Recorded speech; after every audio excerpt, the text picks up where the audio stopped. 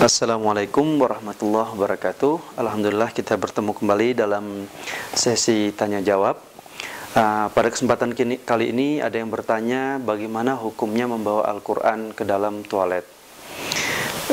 Untuk menjawab pertanyaan ini, saya rasa kita juga harus merefer ke Al-Quran.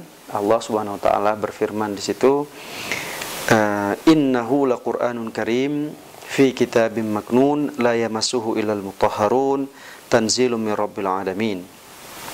Di surat Al-Waqiah dari ayat 77 hingga ayat 80 ini Allah Subhanahu wa taala memberikan kabar kepada kita bahwasanya Al-Qur'anul Karim itu diturunkan oleh Allah, berasal dari kitab yang terjaga dengan sempurna, tidak ada yang bisa menyentuhnya kecuali orang-orang yang bersuci, diturunkan dari Allah Tuhan semesta alam. Berdasarkan ayat ini timbullah bermacam-macam cabang fikih atau kondisi-kondisi fikih dalam kehidupan kita sehari-hari. Yang pertama mungkin yang tidak ditanyakan, bagaimana menyentuh Al-Quran tanpa wudhu. Yang kedua berkenaan dengan Al-Quran itu sendiri. Apakah Al-Quran itu boleh dimasukkan ke dalam toilet atau ke tempat-tempat tidak bersih lainnya. Tentunya kita semua tahu bahwa kita harus menghormati kitab suci Al-Quran, baik secara bacaannya ataupun juga secara fisiknya, baik itu berbentuk buku, lembaran, dan lain-lain sebagainya. Bahkan dalam sebuah kisah, kalau kita melihat saat Umar radhiyallahu anhu sebelum dia masuk Islam, setelah dia mendengar bacaan Al-Quran yang dibaca oleh adiknya dan adik iparnya, kemudian dia memaksa adiknya untuk menunjukkan itu Al-Quran tersebut yang masih dalam bentuk tulisan di kulit hewan. Itu saja tidak diberikan oleh adiknya untuk menunjukkan bahwa meskipun Al-Quran itu sucinya dan terjaga di Lauhil Mahfuz, akan tapi secara fisik kita juga harus menjaga agar tidak ditempatkan di tempat-tempat yang bernajis atau di tempat-tempat yang tidak bersih. Bagaimana dengan pertanyaan tadi?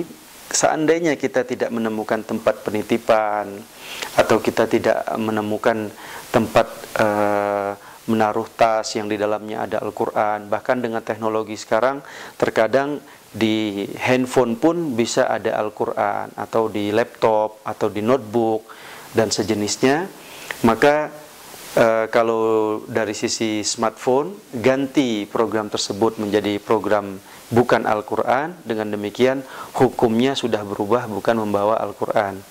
Dan bagaimana dengan Al-Quran yang berada di dalam tas tadi? Seandainya memang tidak menemukan tempat yang lain dan gak mungkin menaruh tas di luar toilet karena tidak ada tempat penitipan dan mungkin tas itu bisa hilang, maka dalam kondisi darurat seperti ini, ya, Al-Quran boleh dibawa ke dalam toilet. Hanya saja jadi pelajaran bahwa di lain waktu agar tidak membawa Al-Quran atau menitipkannya di tempat yang aman, agar kita tidak membawa Al-Quran ke dalam tempat-tempat yang tidak bersih atau tempat najis berada di sana. Berkenaan dengan kalung atau cincin atau apapun bentuk perhiasan bertuliskan Allah atau sejenisnya, selama itu tidak bertuliskan Al-Quran, pendapat saya tidak ada larangan untuk masuk ke dalam kamar mandi. Apalagi setiap kali masuk kamar mandi harus melepaskan, dan ini membuat suatu kondisi yang begitu berat untuk dilaksanakan. Maka kalung dan cincin atau gelang atau apapun bentuk perhiasan yang di dalamnya tertulis lafaz Allah boleh dibawa ke dalam kamar mandi, karena tidak ada kaitan sama sekali dengan Al-Quran. Dan Allah Subhanahu wa taala sejauh yang saya ketahui tidak ada larangan yang melarang agar lafaznya itu tidak boleh dimasukkan. Tetapi kalau kita dengan sengaja menggantung nama Allah dan Rasulnya di dalam kamar mandi, tentu perbuatan ini tidak dibenarkan. Wallahu a'lam.